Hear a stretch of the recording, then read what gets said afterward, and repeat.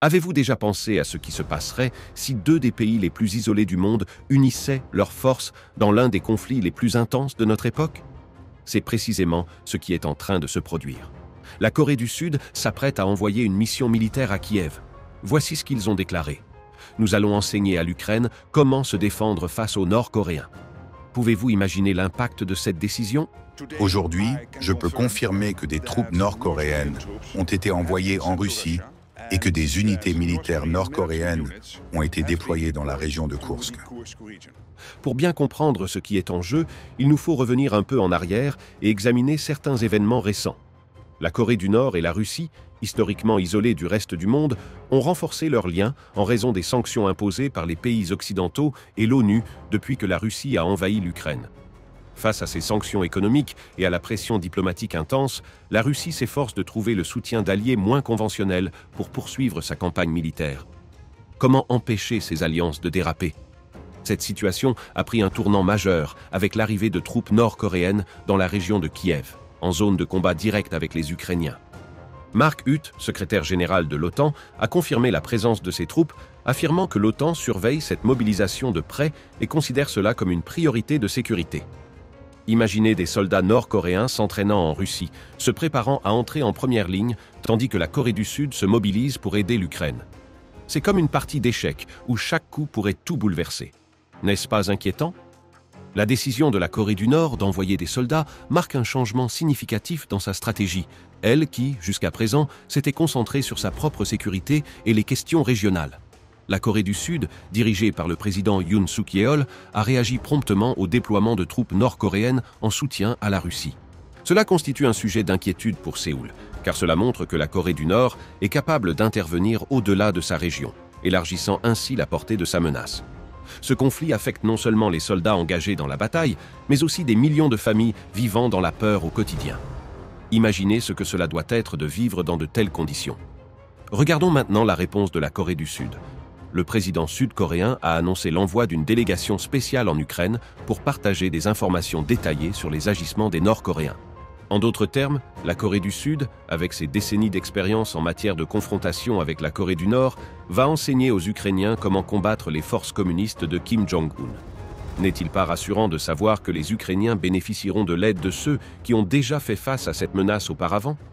Avant cette visite, cette délégation avait déjà présenté au comité politique et de sécurité de l'Union européenne tout ce qu'elle savait sur les mouvements de la Corée du Nord et de la Russie, soulignant à quel point cette alliance militaire est périlleuse. Cette alliance ne représente pas seulement un danger direct pour l'Ukraine, mais menace aussi l'équilibre des pouvoirs en Asie. En envoyant des troupes, la Corée du Nord défie les sanctions internationales et pourrait encourager d'autres pays à ignorer les résolutions de l'ONU. Dans un contexte où les alliances sont flexibles, le partenariat entre la Russie et la Corée du Nord a des conséquences bien plus vastes que la guerre actuelle en Ukraine. Pour la Corée du Sud, c'est un problème de taille, car les soldats nord-coréens montrent qu'ils peuvent combattre en dehors de leur propre territoire. Le président sud-coréen a souligné que ce partenariat menace l'ordre international et a appelé l'OTAN à intensifier ses efforts de surveillance et à bloquer tout échange illégal entre la Russie et la Corée du Nord. À l'échelle mondiale, ce mouvement crée un réseau d'alliances qui défie les sanctions et constitue un bloc alternatif face à l'Occident. Des pays comme la Russie, l'Iran et la Corée du Nord, tous soumis à des sanctions, commencent à se soutenir mutuellement sur divers fronts, qu'il s'agisse d'armement, de technologie ou, dans ce cas, de troupes. Imaginez l'impact que cela pourrait avoir sur la sécurité de la région et du monde. Cette coopération représente un risque non seulement pour la sécurité régionale, mais pour la stabilité globale, en défiant les mesures imposées par l'ONU et d'autres organisations. Ce nouveau contexte exige une réponse rapide et coordonnée de la part de l'OTAN et de l'Union européenne. Mais cette alliance sera-t-elle suffisante pour changer le cours de la guerre? Quels seront les prochains coups dans ce jeu d'échecs mondial? Lors de plusieurs discussions entre Yoon Suk-yeol et les dirigeants de l'OTAN et de l'Union européenne, il est apparu clairement que l'Occident considère la participation militaire de la Corée du Nord à cette guerre comme une grave violation des normes internationales. L'alliance entre la Russie et la Corée du Nord pourrait marquer le début d'une nouvelle phase dans la guerre en Ukraine, où des forces moins conventionnelles apportent un soutien accru à l'effort militaire. Et maintenant, que nous réserve l'avenir? Qu'est-ce que cela signifie pour la sécurité globale? Entrons-nous dans une ère où les alliances défient les sanctions internationales? Ce sont des questions que nous devons nous poser. C'est pourquoi la Corée du Sud discute, pour la première fois, de la possibilité d'envoyer des armes à l'Ukraine, ce qui constituerait un changement majeur dans sa politique étrangère qui se limitait jusqu'à présent à l'aide humanitaire. Ce changement, encore en discussion, pourrait placer la Corée du Sud au premier plan dans l'alliance internationale qui soutient l'Ukraine. Pouvez-vous imaginer ce que cela signifie pour les Ukrainiens? L'arrivée de troupes nord-coréennes dans la zone de combat complique tout. Récemment, le président ukrainien Volodymyr Zelensky a mis en garde contre le fait que ces soldats pourraient bientôt être en première ligne. Selon les renseignements ukrainiens, environ 12 000 soldats nord-coréens sont déjà en Russie, où ils ont suivi une intense période d'entraînement dans des bases militaires russes. Ce soutien par des forces étrangères montre une stratégie russe visant à diversifier ses troupes, soit pour économiser ses propres soldats pour d'autres opérations, soit simplement pour augmenter le nombre de combattants sans devoir mobiliser davantage de troupes russes. La présence de soldats nord-coréens signifie affronter une nouvelle force de combat, avec des tactiques et une expérience complètement différentes, ce qui complique encore davantage la défense ukrainienne et exige de nouvelles stratégies. L'Ukraine est-elle prête à faire face à cette nouvelle menace?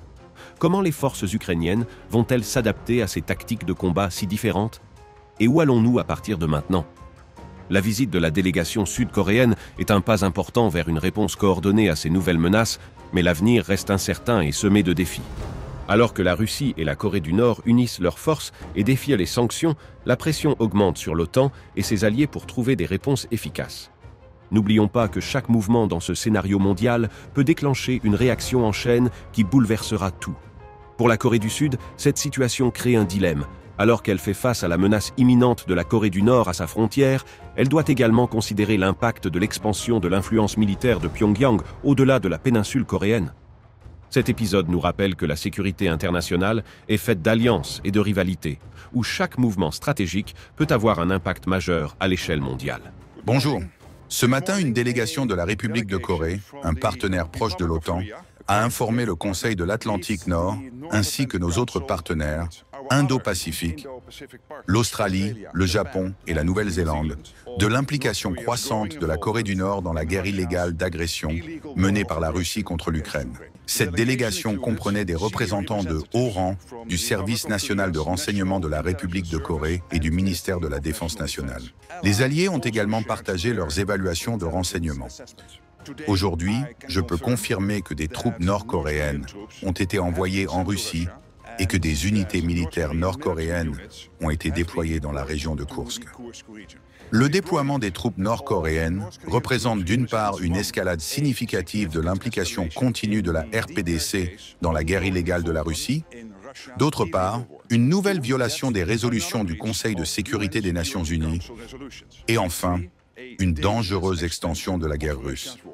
L'OTAN appelle la Russie et la RPDC à cesser immédiatement ces actions.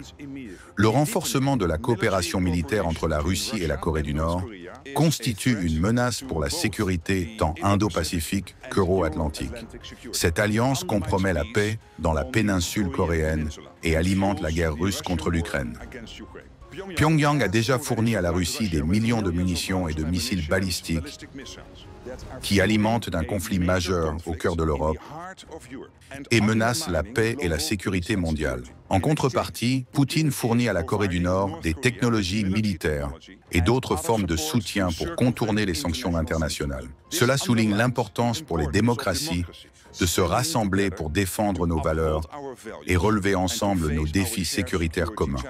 Mais le déploiement de troupes nord-coréennes à Koursk est également un signe de la montée du désespoir de Poutine. Plus de 600 000 soldats russes ont été tués ou blessés dans cette guerre. Et Poutine ne peut plus soutenir son assaut contre l'Ukraine sans un soutien étranger. Cela est dû au fait que les Ukrainiens ripostent avec courage, résilience et ingéniosité.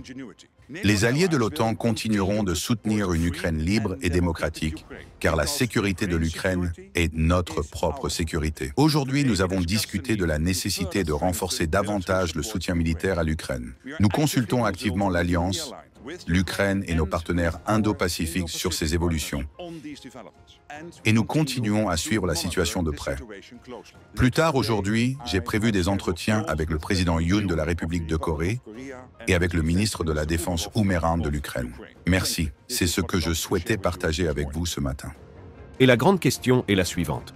Sommes-nous prêts pour les défis qui s'annoncent?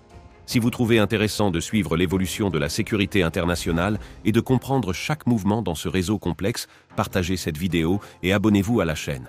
Les semaines à venir seront décisives pour voir si cette alliance va changer le cours de la guerre en Ukraine et affecter la sécurité mondiale. Restez avec nous pour suivre chaque détail de ce scénario en perpétuel changement. Les prochaines nouvelles promettent d'être encore plus surprenantes.